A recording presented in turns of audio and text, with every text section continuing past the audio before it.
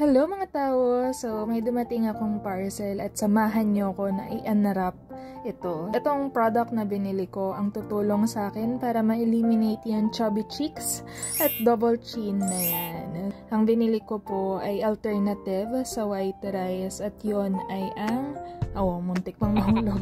Shirataki rice. So, ang binili ko po ay 5 pieces ng 100 gram. Dito, makikita natin yung instruction kung paano siya lutuin. Actually, di siya niluluto.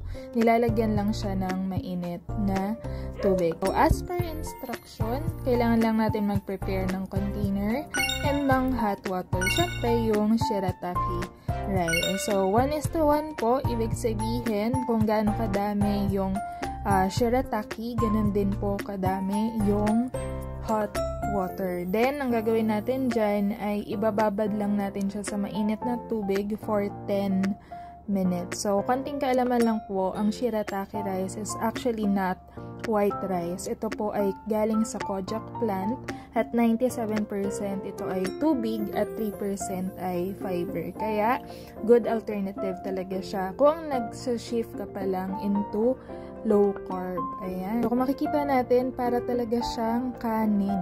Diba? Kaya naman, sa mga gustong mag-try, nasa comment section yung link. That's it. This is Kim, your companion for everyday discoveries. God bless!